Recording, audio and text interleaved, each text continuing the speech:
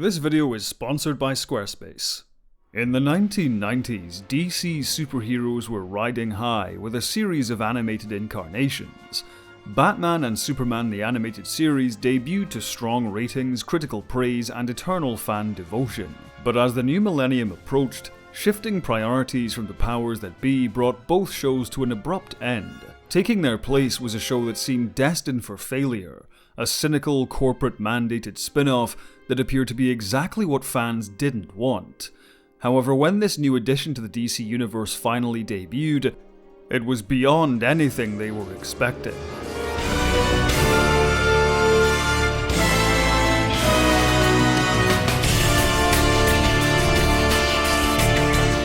In the late 90s, producers Bruce Timm and Alan Burnett were riding high on the success of the new Batman Adventures and Superman the Animated Series. The producers and their creative team had successfully staged a realignment of children's animation on the small screen. The toothless, morally simplistic Saturday morning cartoons of the 1980s had given way to complex stories of emotional richness, presented with beautiful Fleischer-esque animation. So when Tim Burnett and Warner Animation head Gene McCurdy were called into a meeting with Kids WB, they expected to hear good news. Unfortunately, the meeting was to inform them of the cancellation of both their current shows. As successful as Batman and Superman had been, their production expenses had been steadily rising since their inception, while their ratings had stagnated. There was also a demographic consideration. Tim and Burnett's shows both skewed older toward teens and young adults, missing the 6 to 11-year-old bracket the network was geared towards.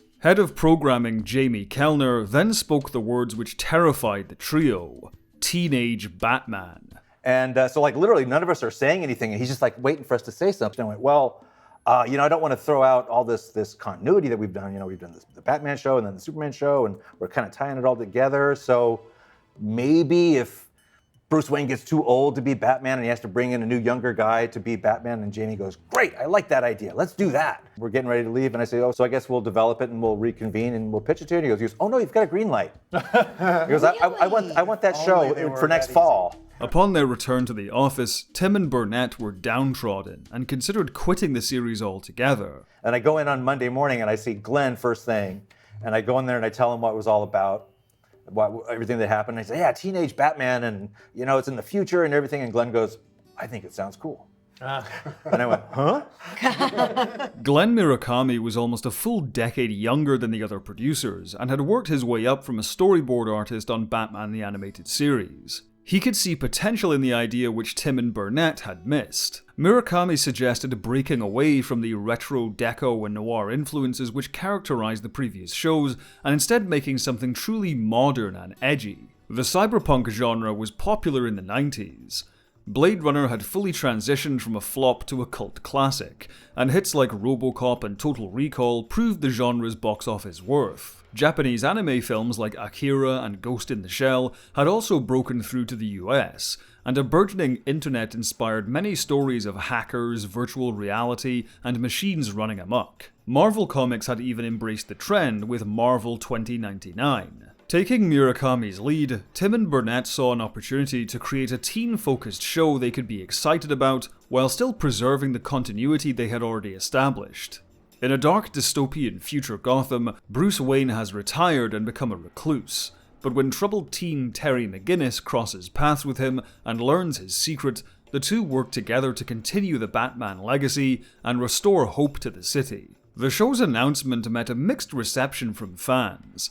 Some saw the potential of the premise, while others denounced it as a cynical attempt to pander to the trends of the day. One positive no one could deny was Kevin Conroy's return to the role of Bruce Wayne, which lent the new series a sense of legitimacy despite fan concerns. Finding a new Batman, however, was a tougher task. Voice director Andrea Romano once again led the casting effort. She searched far and wide for the right actor to play Terry McGinnis, but in the end, it was Bruce Timm's wife who spotted the new Batman. While channel surfing, she came across an episode of the sitcom Boy Meets World, and was impressed by then 23-year-old Will Friedle.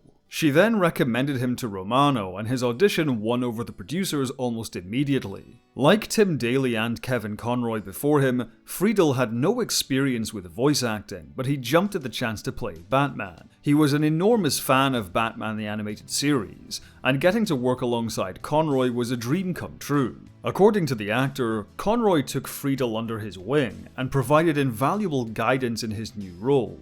In the premiere episode, Terry's father is killed when he uncovers a corporate conspiracy led by corrupt CEO Derek Powers. Character actor Sherman Howard had previously auditioned for Lex Luthor in Superman the Animated Series.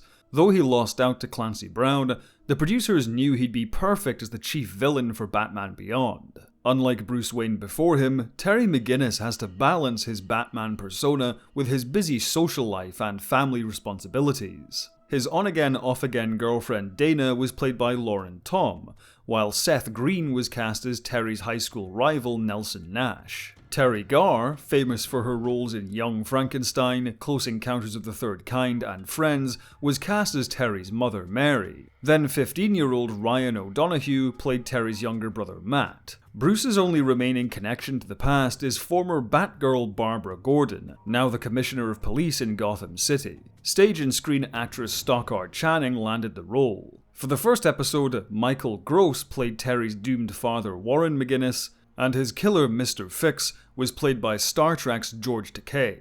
Like previous DC animated productions, most of the actual animation was created overseas by studios in Japan and Korea. All of the scripts, design work, storyboards, and post-production were handled by Warner Bros. Animation directly. To distinguish this future Gotham City from the one in the previous animated series, much of the design work was inspired by the work of Sid Mead, who had worked on the original Blade Runner. Inspiration was also taken from the anime film Akira, with dashes of Fritz Lang's Metropolis. The new Batsuit had many iterations. Bruce Timm decided almost immediately that the new suit should be cape-free and more high-tech.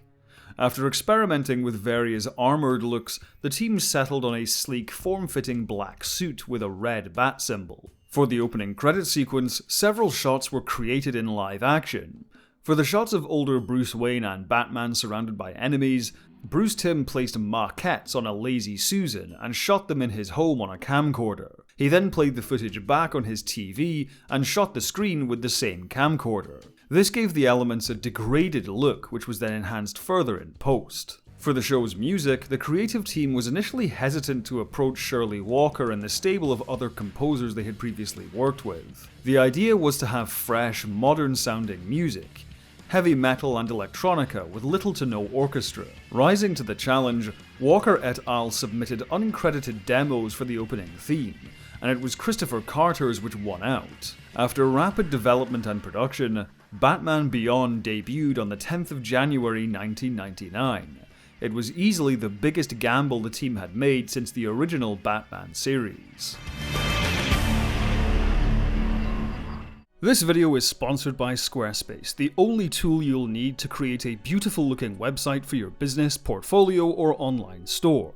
I used it to create my production company's website, and I didn't know the first thing about coding. I just found a template that worked for me and customized it using simple drag and drop tools. And now the process is even easier thanks to design intelligence. By combining 2 decades of industry-leading design expertise and cutting-edge AI technology, you can have a brand new website up and running literally within minutes. Everything from finding a template to integrating SEO can be personally tailored to your needs. Jump over to Squarespace using the link below to start building your website and use the coupon code Rowan J. Coleman for 10% off your first purchase. The debut 2-part episode Rebirth is somewhat of a mixed bag, but it shows great potential nonetheless. It begins with Batman on a mission to save a young hostage from her villainous kidnappers. The premise is quintessential Batman, but it also effectively communicates how Batman and his world are already transforming. Gotham appears with its familiar red skies, but the Art Deco aesthetic is already gone. Batman dons a new high-tech suit which reduces his form to its most basic silhouette. At first he seems to be the Batman we knew, simply with a different coat of paint. But his momentum is stalled by a debilitating heart condition. It turns this run-of-the-mill Batman adventure into a desperate fight for survival. Pushed to the brink, Batman is forced to pick up a gun to save himself.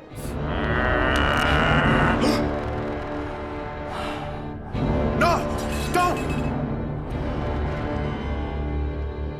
The weight of this act is firmly felt when Batman removes his mask, revealing the face of a terrified, aging Bruce Wayne. Knowing he's crossed the line, he hangs up his cape for good. Never again.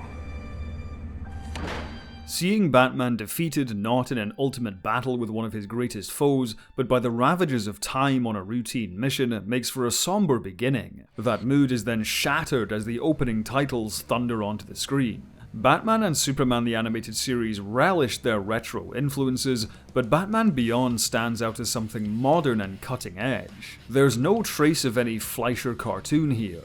Instead, the sequence bombards the viewer with a succession of distorted and at times impressionistic images. It plunges into this dark world and then soars as the main theme emerges. Any concerns that Batman Beyond would be a lightweight children's show are quickly put to rest by the end of this sequence. The episode then begins in earnest, fully introducing us to future Gotham and the new Batman-to-be, Terry McGinnis. Neo Gotham features some of the most striking design work of the entire DC Animated Universe. The city appears as an endless sprawl of gigantic, brutalist skyscrapers and crime-ridden back alleys, all joined together by a twisted web of highways and bridges. The DC animated shows already had high contrast colors and hard lighting, but Batman Beyond takes this to the extreme, creating entire environments out of the most basic geometric shapes and bold splashes of color. It's classic cyberpunk through and through, replete with rampaging biker gangs and corrupt megacorporations wielding power over the masses. Terry McGinnis quickly distinguishes himself as both a man of this time and the perfect person to take on the Batman mantle. In his introductory scene, he stands up for an innocent bystander being intimidated by a Joker. Get lost, clown. Oh, big man. For many, the words edgy teenage Batman spell doom for this new spin-off. However, Terry McGinnis is incredibly well-rounded as a character. He is an edgy teenager, but he's not angsty. He's cool and charismatic, but not egotistical. He's quippy, but he's not facetious. By no means is he perfect, but he's easily someone the audience can root for without being pandered to. Will Friedle, like Kevin Conroy before him, excels in the role due to his range. He moves effortlessly through all the facets of Terry's personality without ever feeling inconsistent. Terry is an archetype to a certain extent, but Friedle's performance and the high-quality writing make the character feel authentic. However, the true mark of his talent is heard during his scenes with the great Kevin Conroy. After running afoul of a gang of jokers, Terry is chased to the outskirts of Gotham, and his bike's headlights literally bring Bruce Wayne out of the shadows. Conroy is as great as always, making Bruce Wayne sound more gravelly. Leave him alone. And get off my property.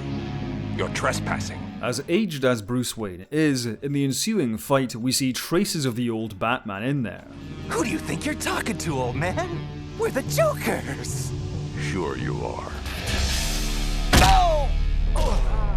But Terry's feeling of triumph quickly fades, as Bruce's heart condition flares up again. This kind of thing is present throughout the first episode. Victories are quickly undercut by setbacks. Seeing the violence and corruption which has taken hold in Gotham City, we're forced to ask if Bruce's crusade as Batman was all in vain. You're Batman. I was Batman. Both men find themselves caught up in a conspiracy to create a new bioweapon, headed by CEO of Wayne Powers, Derek Powers. There was a palpable risk of Powers becoming a Lex Luthor clone, but Sherman Howard creates a unique personality in the role. Whereas Lex Luthor put on a charming act for the public, Powers is almost blatantly evil. He's completely heartless in his pursuit of raising the bottom line, and the episode strays into surprisingly dark territory. Dark even by the standards created in Batman the Animated Series. One of my workers. Terrible thing. There was a gas leak in his lab. This is what he looked like the next day. 2 hours later. There is no cure? Extreme heat or radiation, but at this stage it's obviously not an option. Dust to dust. The only thing in the premiere episode which doesn't work is the death of Terry's dad. It functions as something to raise the stakes and drive Terry into stealing the Batsuit, and turns Powers and Mr. Fix into more personal antagonists. However, the actual event doesn't pack the emotional punch it should. As well-rounded as Terry is, Warren McGinnis isn't nearly as layered a character, and the two only share a single scene together before Warren is killed off. It works mechanically, but doesn't go that extra mile to make us feel the tragedy. This weakness holds the premiere back from true greatness. Part 1 is packed with gorgeous visuals and strong character writing, but Part 2 is more reliant on action. It's well-staged and well-animated action, but nothing more spectacular than anything from the new Batman Adventures. The character development is what carries the episode. In a surprising turn, it's Terry who lifts Bruce out of his depression. I read up on you, Mr. Wayne. I know how you lost your folks. The guy who murdered my dad is on that transport. This is my one chance to nail him. The hover pads are in the northeast sector. Wish me luck. Good luck. In the end, Terry's hard-fought victory over Powers finally wins Bruce over. You're pretty strong for some clown who thinks he's Batman. I am Batman. The following scene is skillfully written with cleverly layered subtext. When Bruce Wayne pays the McGinnis home an unexpected visit, Terry's new life of crime fighting truly begins. Very good then, Mr. McGinnis. Welcome to my world.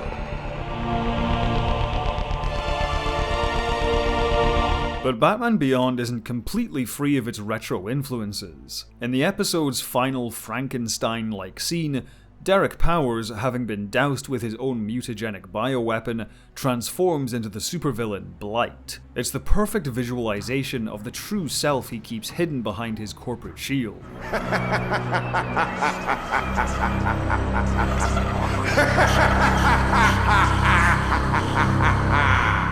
Batman Beyond's first season strikes the perfect balance between the dark cyberpunk action envisioned by the creators and the high school drama suggested by the network. Elements and plot lines which would feel rote in any other show make for compelling stories in Batman Beyond. One such example is the episode The Winning Edge. The episode sees Terry hunting for the supplier of a performance-enhancing drug, which has infiltrated his school. The episode could have easily degenerated into a tiresome anti-drugs PSA, replete with a scene of Terry's mother finding the aforementioned slappers in his backpack. The lies, the poor grades, the unexplained absences. It's because of these, isn't it? No, they're not even mine. But Batman Beyond adds depth to the premise by keeping the focus on character. Rather than a simplistic just say no style message, the episode depicts a tyrannical coach pressuring his star player into becoming a user. The episode also utilizes the established Batman lore well, when Terry and Bruce trace the source of the drugs to Bane. Throughout the show we learn the fate of many of Batman's old villains, and Bane, like many of the Dark Knight's old foes, meets a gruesome fate. Bane.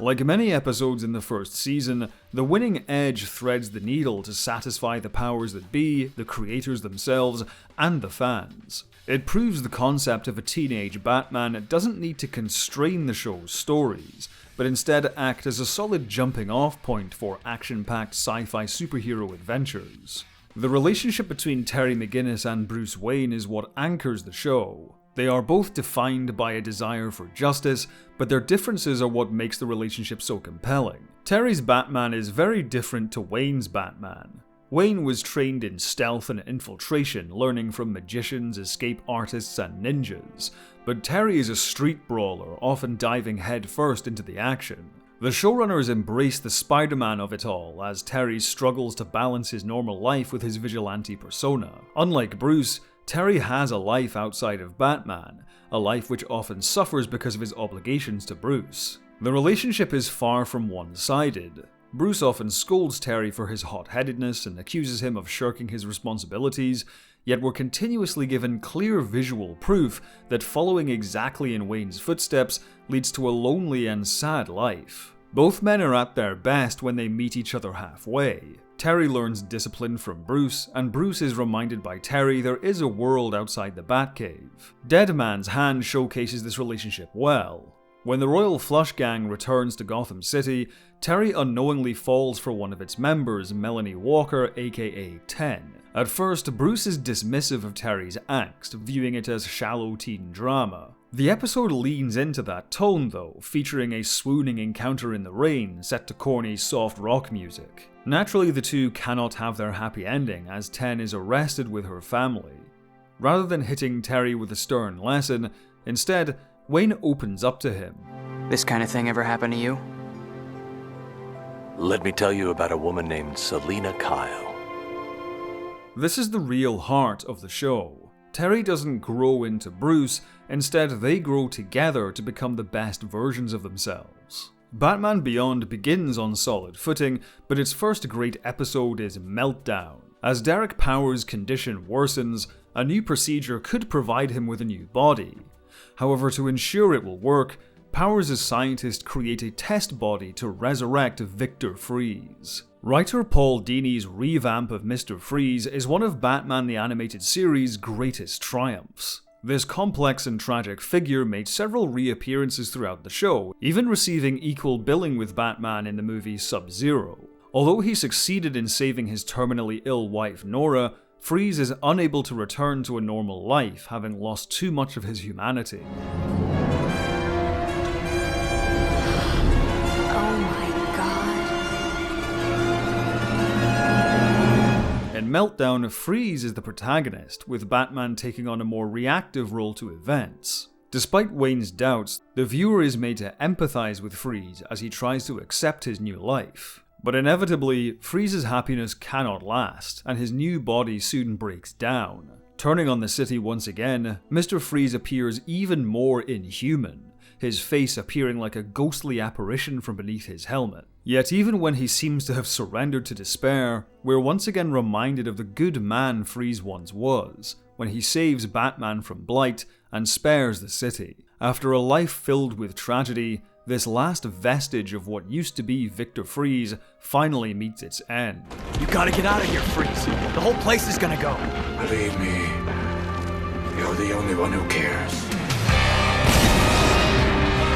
Freeze, no!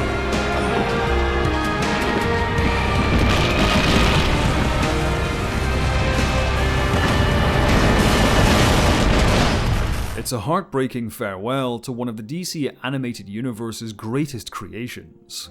Guess you were right about Freeze all along? We both were. Batman Beyond's first season features several great nods to classic Batman villains, but there's no shortage of strong original villains. In the episode Shriek, we're introduced to the eponymous sound engineer turned corporate assassin, who uses projected sound waves to attack his targets. At every opportunity, the writers find clever ways to exploit Shriek's gimmick. The episode features experimental visuals and sounds, with a surreal opening,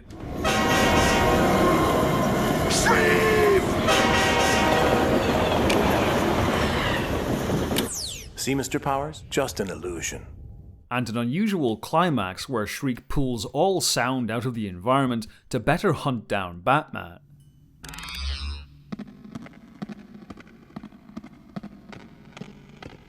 Shriek's mastery of sound is used in more subtle ways too. After an unsuccessful attempt to kill Bruce Wayne in Old Gotham City, Shriek frames him for insanity by making him hear voices.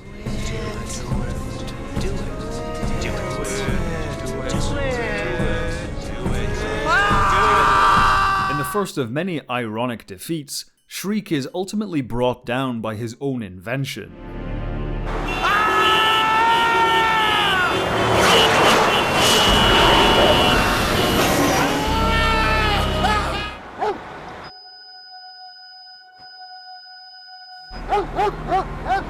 No.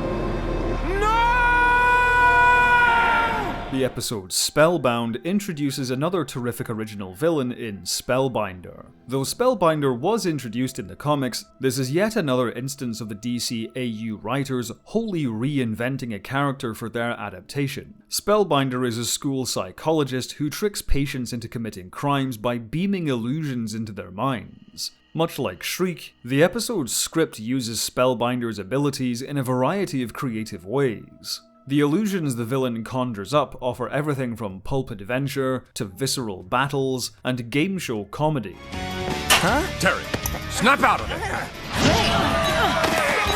The climax of the episode echoes Universal monster movies, as Terry battles a horde of zombies in the decrepit forests behind Wayne Manor. It's a roller coaster of imagination which keeps the viewer guessing until the very end. Another original villain is Inque, a corporate saboteur who, through use of a mutagenic substance, has the power to shapeshift into an inky black form. She proves to be a formidable opponent in her debut episode Blackout, which sees her infiltrate the Batcave.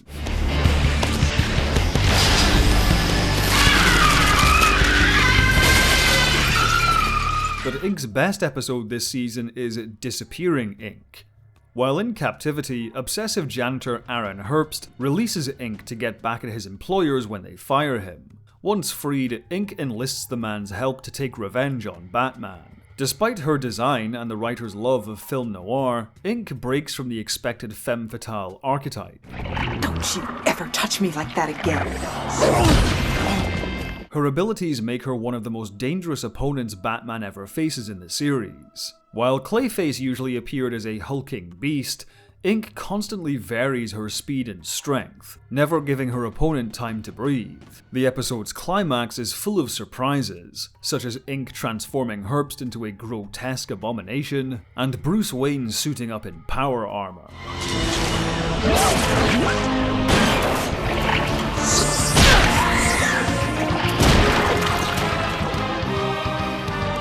As she's washed away by the rain, a clever line from Bruce adds some welcome levity to this twisted tale. Poor deluded fool. It's a fantastic outing for one of Batman Beyond's strongest villains. The Season 1 finale, Ascension, features even more great writing. As Power's condition worsens, he brings in his son Paxton to take over leadership of the company.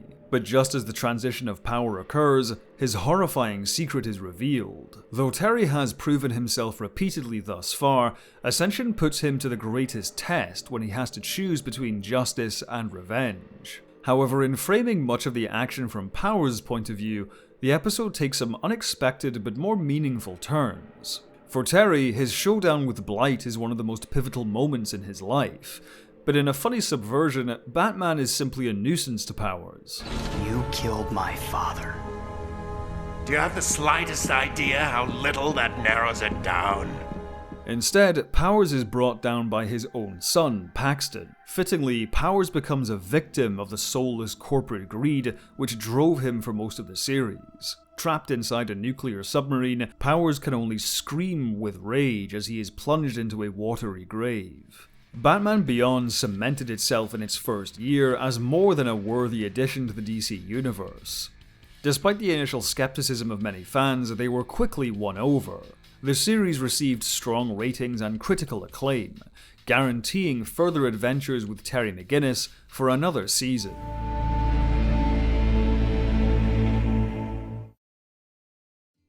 However, Batman's success came with notes from the network. While they liked the show, it was still tracking older than their intended demographic, so the producers were told to dial back the corporate espionage and instead refocus the show on high school. This change has an undeniably detrimental effect on Batman Beyond's second season, a frustration the writers voiced through Bruce Wayne. But this thing, I don't know, it just feels so high school. Season 1 struck a good balance by using Terry's high school as a springboard for the more mature stories the writers were known for. In Season 2, however, an inordinate amount of stories take place almost entirely within school or centered on one of Terry's classmates. Some teen-focused episodes are successful, such as Hidden Agenda and Hooked Up. These narratives lean into grittier teenage themes to tell more hard-hitting stories. Spellbinder's return in Hooked Up is particularly grim as he addicts teen subjects to virtual fantasies. I'll put you back in once you run some errands. First, dump this mess across town. Many other episodes, however, like Rats, Revenant, and Terry's Friend Dates a Robot, are superfluous at best and embarrassing at worst. Don't be scared. They're my friends. My name is Patrick, and this is my world. It's obvious from the quality of the episodes that the writers don't have much love for these kinds of stories. With noir, gothic, or sci-fi inspired stories, the viewer can feel the passion the team has for them. High school plots, on the other hand, constrain this passion. The scripts work well on a mechanical level, but the overall quality suffers. The Last Resort, for example, features a teen reform camp which is revealed to be a brainwashing center. Instead of a brutal 1984-like story of resisting tyranny, the camp's horrors feel toothless. It becomes a story about the lightweight topic of teenage rebellion rather than the more substantive narrative it could have been. Network notes also necessitated the inclusion of Max, a teen prodigy who deduces Terry's secret identity as Batman. For the most part, the character is well written and well voiced, but Max feels largely redundant. Bruce Wayne already functioned as Terry's confidant and ally. Max's character ends up serving the same function merely from a teenager's perspective. That being said, the writers were still talented enough to find interesting ways of using the character. The episode Where's Terry sees Max and Bruce begrudgingly team up after McGinnis goes missing, with some amusing results. There's no way into the shelter now, unless... Unless what?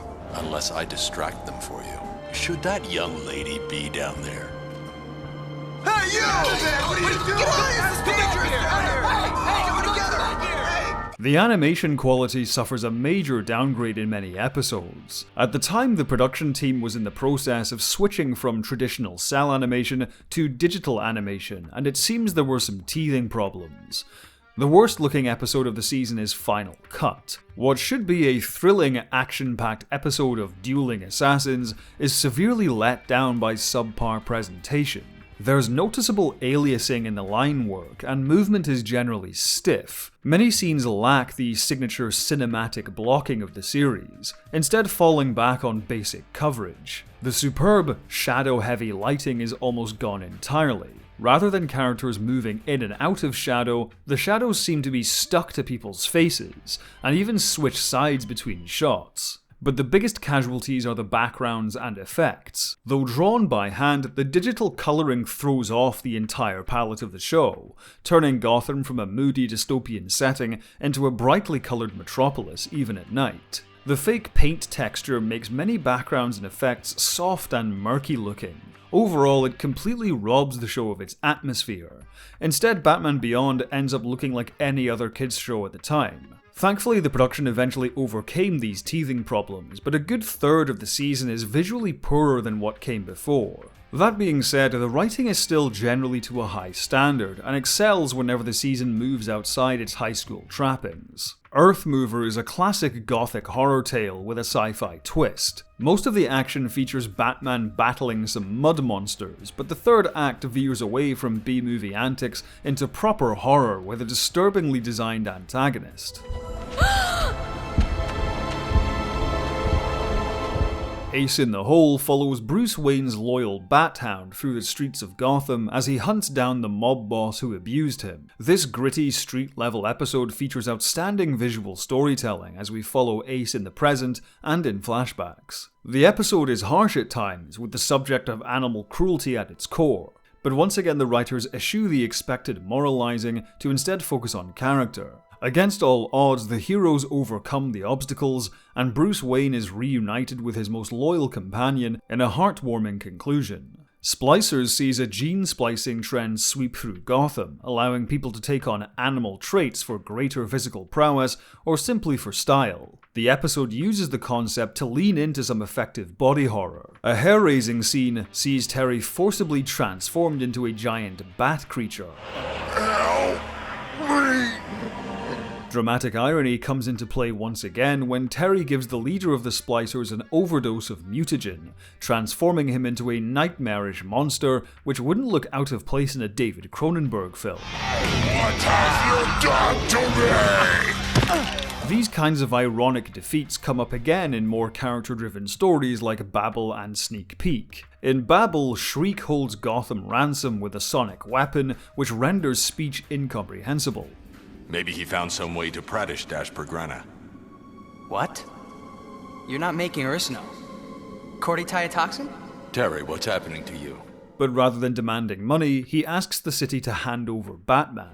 Ollie, there's a whole world of sound out there that I'll never hear outside of this stinking suit! The strong script takes some surprising turns. Rather than the expectant response of Bruce telling Terry to be noble, instead he lashes out at the city's populace for their ungratefulness.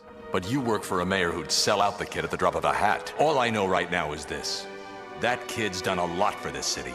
It's time for the city to do something for him. In the end, it's Terry who chooses to be the bigger man and face Shriek alone. Echoing their first encounter, Shriek is yet again defeated by sound, or in this instance, its absence. The towers are falling! Get away from there! No use pleading. You're dead.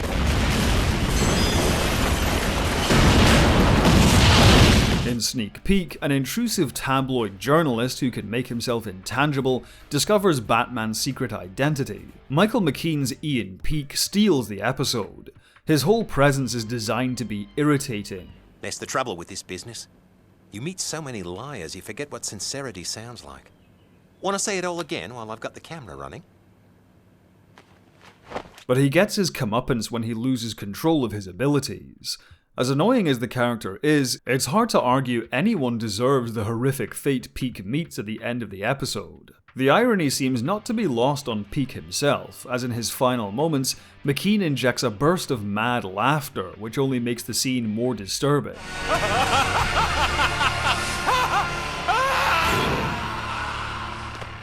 But Batman Beyond isn't all tragedy and darkness all the time. It can still have some well-earned fun, as demonstrated in the episode Egg Baby. As a test of parenthood, Terry and his classmates are given simulated infants to look after. When Terry's assigned partner dumps the titular Egg Baby on him, he's forced to take it on his missions as Batman. Considering the detrimental effect school-focused stories have on this season, Egg Baby should be a disastrous episode for the show.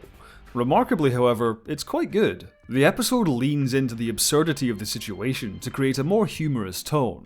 What's going on there? Is that a baby? You brought a baby with you? Terry, is there something you need to tell me? The episode's deliberately Silver Age villains, Ma Mayhem and her sons Slim and Carl, contribute extra comedy to the episode. Kinda reminds me of when you two were little. Get rid of it. Although this light-hearted outing broke with the gritty tone of the series fans loved, the episode netted the show its first daytime Emmy win. Hello, police. I want to report a robbery. A ruby ring.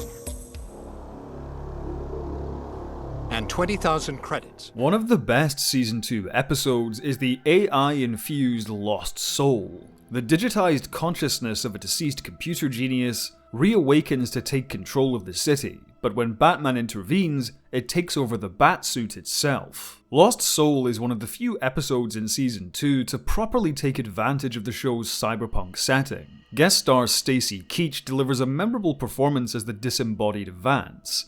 He's made all the more intimidating by his Big Brother-like appearance. His visual uncanniness persists when he ports over to the Batsuit. Without a human occupant, the suit bends and twists in impossible ways, easily enduring Terry's attacks. Having had the Batsuit taken from him, the episode provides a challenging trial for Terry. Is Batman just a suit, or is he the man inside? Time to find out. Terry.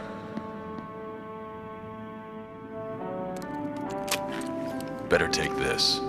It's got some things you might be able to use. The episode is a high-concept cyberpunk tale with an unexpected heart, not only through Terry's arc, but also through Vance's unsettling demise. Pi R squared. 2 + 2 = 4. Me first. I wanna play. It's a fine example of what's possible with a futuristic Batman story. Eyewitness is a more classic Batman adventure. When Barbara Gordon sees Batman murder a criminal, she mobilizes the police to hunt down the Dark Knight and bring him to justice. Barbara Gordon is a strong supporting character in the show. Since her days as Batgirl, she's moved on from fighting crime with a cape and cowl and instead commits herself to honest police work. Early in the series, she subtly deduces Terry's secret identity. And you're Mr. Wayne's new assistant? Stay out of trouble, kid. Afterwards, she becomes a begrudging ally to Bruce and Terry, not helping them, but not hindering them either. Eyewitness feels like a spiritual successor to the new Batman Adventures episode Over the Edge. As Gotham's police mobilize against Batman, Terry is forced into an increasingly desperate situation, until the true culprit is revealed. It's a near tragedy which in the end brings the Bat family closer together. You know, this could have been a bad scene.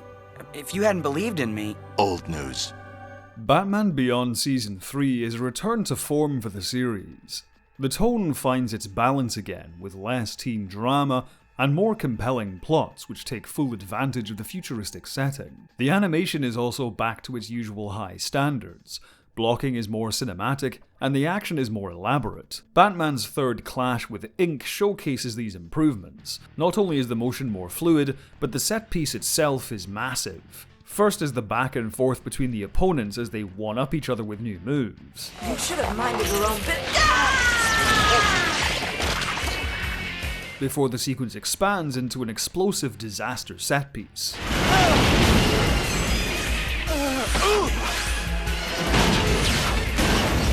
The episode Big Time is representative of the season's improved quality. When Terry's troubled friend Charlie Bigelow returns from prison, he threatens to rope Terry into the life of crime he narrowly avoided.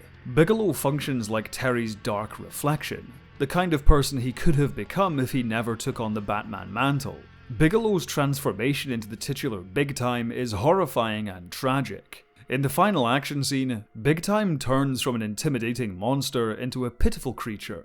The pouring rain and somber music perfectly underscore Bigelow's sad fate.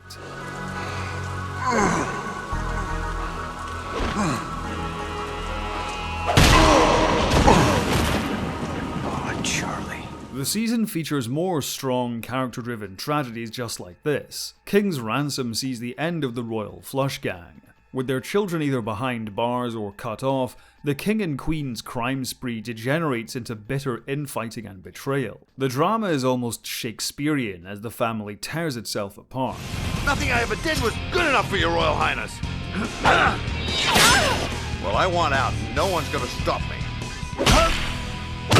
After all the heartbreak, Terry's lost love Melanie is granted a happy ending as she and her brother start new lives. It makes for a humble but uplifting end which feels earned. Inkling is easily the eponymous villain's best episode. With her shapeshifting form breaking down, Inque takes refuge with her estranged daughter. The episode adds new dimensions to Inque's character, showing she's not purely a ruthless killer. At first glance, Diana is an innocent victim in an uncaring world. This makes her eventual betrayal all the more shocking.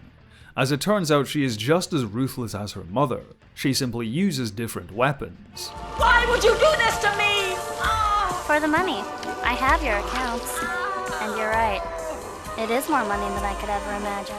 The script expertly uses irony once more in its final scene. Diana gets the life she always wanted, but is now trapped in a cage of paranoia, seeing danger lurking in every shadow.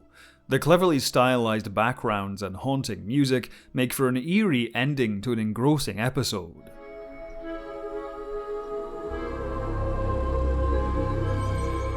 This season also features the reappearance of the merciless terrorist organization Cobra, which was previously introduced in Season 2. Unfortunately, Cobra are some of the weaker villains of the show.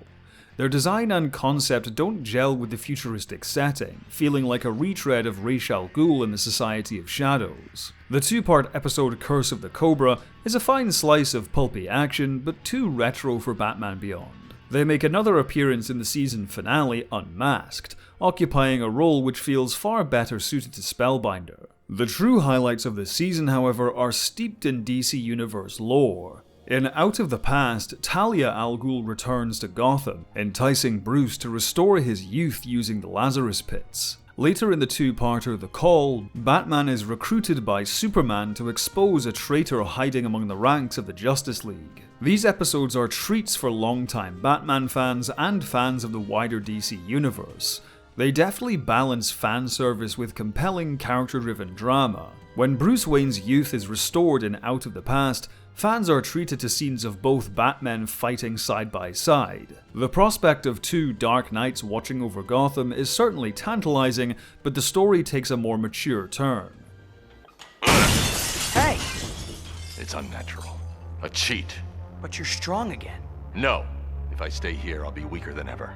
Rather than regress, Bruce Wayne chooses to definitively leave the Batman persona behind and embrace a new chapter of his life. The episode's villain is revealed as Ra's al Ghul, who has taken over Talia's body as part of his unending quest for immortality.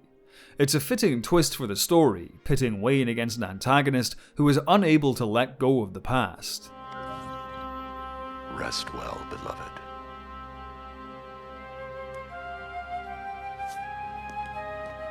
The Call offers Terry McGinnis yet another chance to prove himself. There's almost a meta-narrative as Terry, the newest addition to the DC universe, is looked down on by the League, who are made up of established DC heroes with decades of history. The episode weaves a compelling mystery, but the twist reveal of Superman being the traitor, controlled by the alien Starro, creates a glaring plot hole. It was only Superman who came to you, and now you're accusing him of murder. It doesn't make sense. That being said, it serves the larger narrative. What better way for Terry to prove himself as a worthy addition to DC mythology than to take on the Man of Steel? Like World's Finest before it, The Call is a brilliantly crafted superhero crossover story. The unique personalities and power sets of the characters spark off each other, creating layered conflict and spectacular action. These episodes demonstrate how to do fan service right. Rather than settling for superficial references, the writers mine the material for opportunities to tell extraordinary stories. You're saying you want me with you full time? We could really use you. Come on, it'll put you one up on the old Batman. Yeah, he wasn't what you'd call a joiner. Maybe he and I have something in common after all. More than you think, son. More than you think. After such highs, the season finale, Unmasked, is a low-key affair.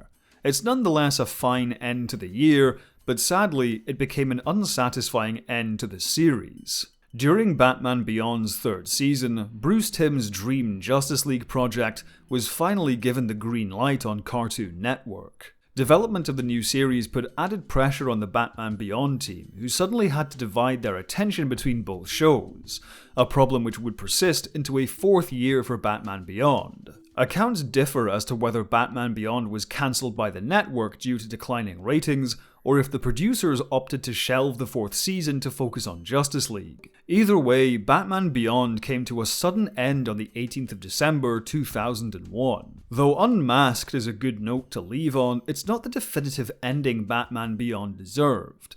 This is why whenever I revisit Batman Beyond, I always choose to save the best for last, with Return of the Joker.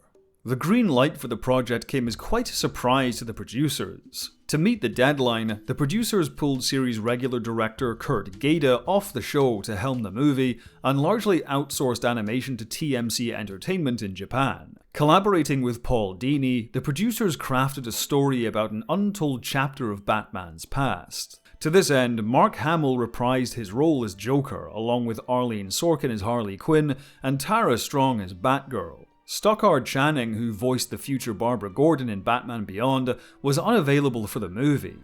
Angie Harmon took over the role and would continue voicing the character in the show's third season. Christopher Carter composed the music for the film, this time integrating a traditional orchestra alongside the synth rock sound of Batman Beyond. He also collaborated with techno-metal band Mephisto Odyssey and blues guitarist Kenny Wayne Shepherd to add new flavors to the music. A tie-in music video, featuring the lead singer sporting an absolutely incredible hairdo, was also made to promote the film's release on MTV.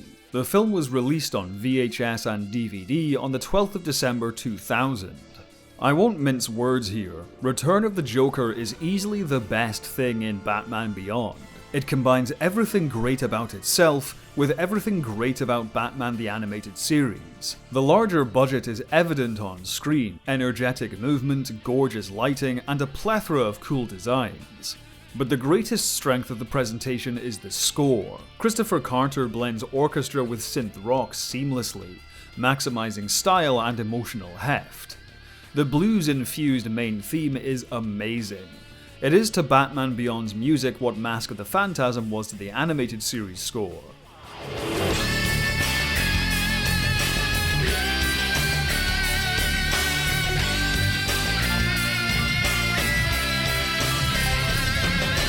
But just like in that film, it's the strong script and excellent vocal performances which make the film great. Free from the restrictions of network TV, the film leans hard into its PG-13 rating. There's an intensity to the film which never lets up until the end of the final act. As a result, the drama has more weight, as the content pushes into darker territory than ever before. This might be Mark Hamill's best performance as the Joker. Here he's more sinister than comedic. Rather than playing Joker as a babbling maniac, Hamill was directed to be lower energy, and he adds a slight huskiness to the voice to increase the sense of menace. Hey man, take it easy. I was just kidding. So was I.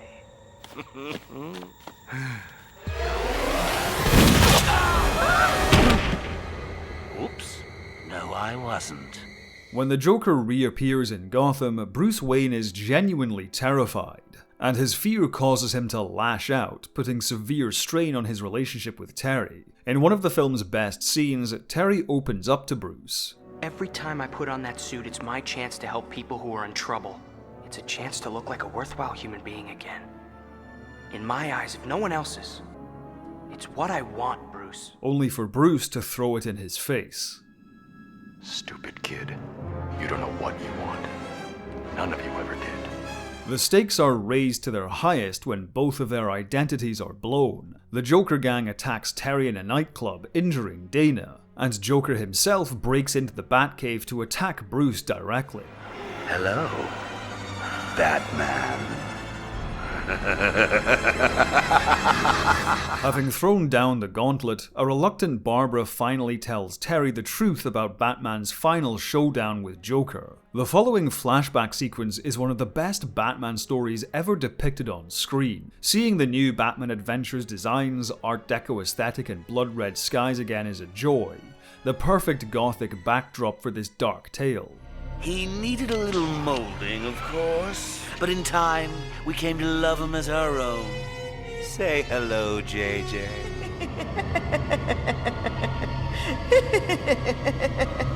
This is undoubtedly the worst thing the Joker has ever done to Batman. In one fell swoop, he destroys the Bat family. And the dear lad began to share such secrets with me. Behind all the sturm and batarangs, you're just a little boy in a playsuit crying for mommy and daddy. Fueled by sheer rage, Batgirl and Batman unleash their fury against Harley and Joker. I'll break you in two. If you had the guts for that kind of fun, you would have done it years ago. I, on the other hand...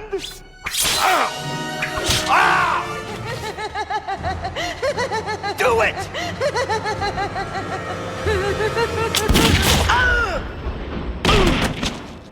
That's not...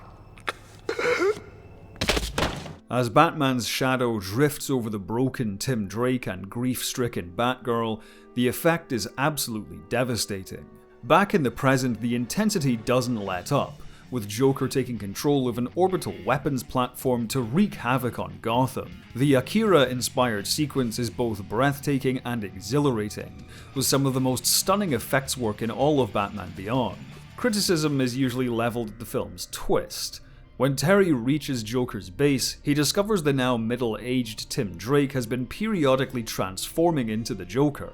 Everything that was me has been asleep and all comfy and cozy inside Tim Drake's subconscious. The twist is extremely contrived, but it works well in the narrative as a metaphor for Drake's trauma. After so many years, the former Robin still can't escape Joker's grasp. In a sense, this twist brings the story full circle, as Batman is once again fighting to free Drake from Joker's control. What are you doing? Fighting dirty. The real Batman would never... Told you didn't know me. After all the setbacks, Terry turning the tables on Joker is both clever and cathartic. Don't you dare laugh at me! Why? I thought the Joker always wanted to make Batman laugh. You're not Batman!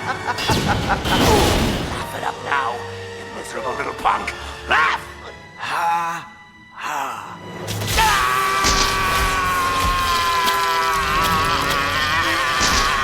The film's epilogue is a well-earned breather which brings a moving emotional climax to the story.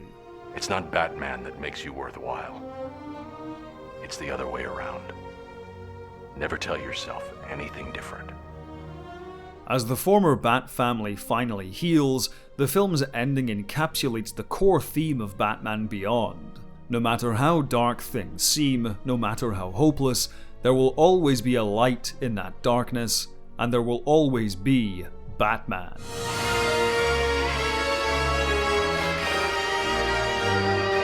Batman Beyond is one of the most inspired additions to Batman mythology, and yet it shouldn't work at all.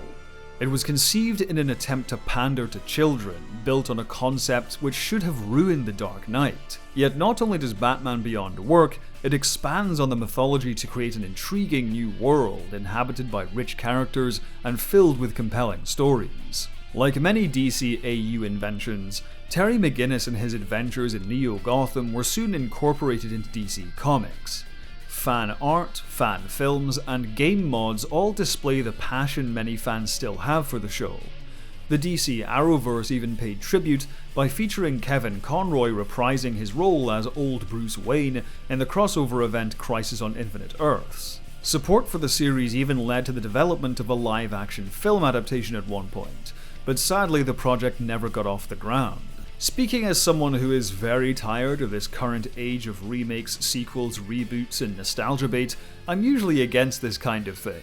But in this instance, I agree with the fans. The show was better than it had any right to be, and proved its worth time and again. Yet it feels as though there's still so much more to explore, and one day I'd be delighted to see the return of Batman Beyond.